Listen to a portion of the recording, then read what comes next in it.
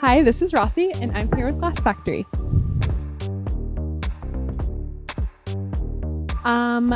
Loaded question, to be honest, but I like to say I'm from Northern California. I'm from Chico, and right now I'm currently based in Los Angeles.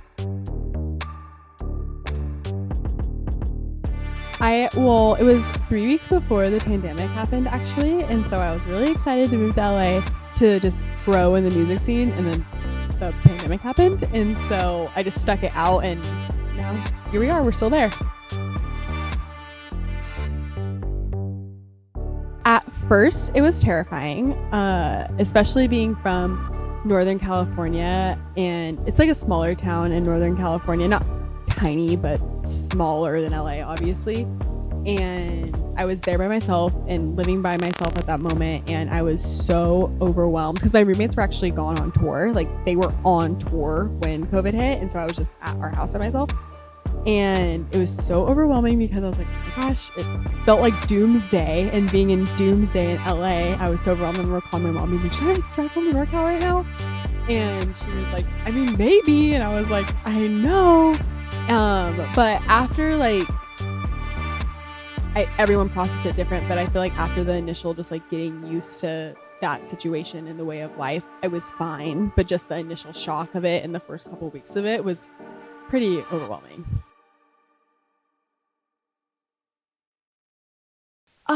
Yes and no. I was nervous to live in LA itself just because it's such a big city. I'd never lived in a city like that, and obviously when you're trying to make music happen, you want it to work so much, and so that was nerve-wracking. But I was really lucky that I had been doing obviously music a long time before I moved to LA, so I already had a lot of friends there and a really good foundation. And I always say, especially with LA, if you have a friend or a good foundation there, it's so much better because you just feel like you have a sense of home or a sense of community, and it can feel a little less overwhelming than what it could be if I was just going, not knowing anyone and trying to make it happen. So I'm really thankful for my friends that are there and friends I have and everything.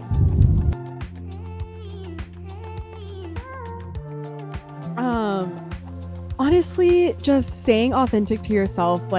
It sounds so corny and cliche, but there obviously is a lot that comes with LA, and it's really easy to get engulfed in LA. And go live your life, have fun, do whatever you want to do, but just remember your sense of grounding, your sense of peace, your sense of people, just because it can be a lot. Sometimes you just kind of gotta snap yourself back to reality, you know? Honestly, it sounds kind of funny, but journaling is such an important thing for me. I love journaling. Also going for walks.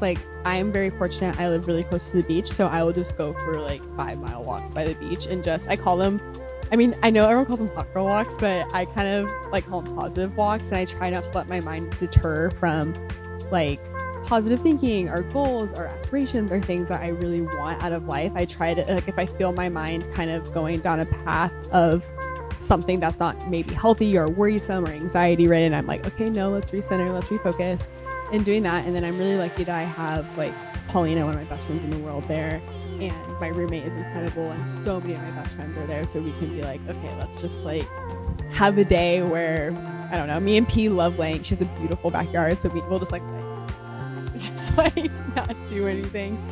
And so I think it's just kind of finding whatever helps your mind feel a little more clear, a little less chaotic up there, you know? Yeah, music for me has been prevalent in my life for pretty much ever. When I was really little, I was obsessed with Shania Twain and the Spice Girls, and I would yell at my mom. I'd be like, Shania Twain. And then when I got a little bit older, I was in the 5th grade, I fell deeply in love with Kurt Cobain. He had already passed, but I was so in love with him. And that was when I actually learned how to play the guitar. And then that just eventually progressed into discovering electronic music one day. And then I saw my first electronic show live, and I was just kind of had that aha moment that a lot of people have. And I was in Skrillex, and he was a pioneer for so many of us, still is. And I was like, this is exactly what I want to do. And then I started DJing before I started producing. I taught myself how to DJ, and then producing came a year and a half after that. And I just taught myself how to DJ, taught myself how to produce via like YouTube, things like that. And then I was really fortunate to meet some people in Chico who were also producing music, so we just like hang out and make music together.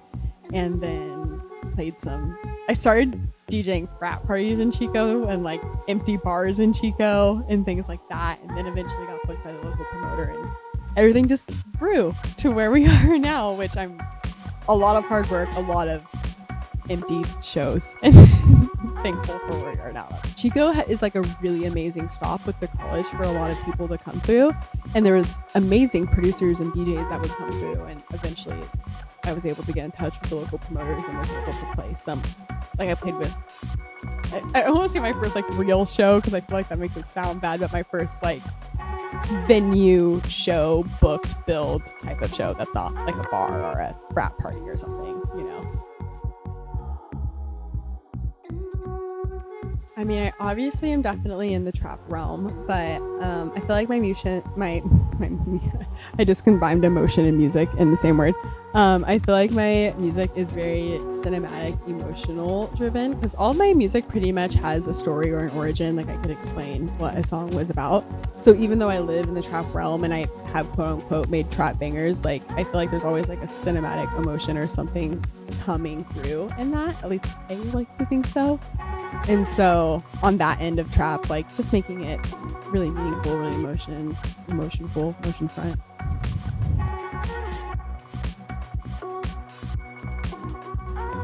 Honestly, I just feel like there's so many different things. I genuinely love music so much. It's made me feel, it sounds so corny, but I moved a lot growing up. And so I always, for me, music was my sense of home. It was like my sense of identity. And then being able to take all of those things that I've gone through or whatever it is and put it into like a tangible thing and then give it to the world and hope they can be inspired and maybe relate to it is such a beautiful thing, which I feel like gives me so much purpose as being an artist. And then also, like, I hate bringing up being a female, but because just obviously being an artist is what I want to be, but if I can inspire anyone who feels like they're marginalized to chase a dream, whether that be in a creative realm or a corporate realm, whatever it is, like I just feel like I could hopefully really have a purpose in making people believe in themselves, you know. I mean, I always hope they have fun. I always hope they have a good time. I obviously love going pretty hard when I play, so I hope they feel touched in some way or just feel related to in some way or just whatever that person needs. Like so many people need and love music for different things, and if that person is looking for something or feeling for something or whatever that is, whether it's like they're going through something, they just want to have a good time, if I can make that person feel fulfilled or have a good night, like that's all I could ever want. Even like 1%, you know what I mean? That's just such a special thing to do. I can't even believe I get to do this. I get to do things like that. And so even whoever it is, I just hope someone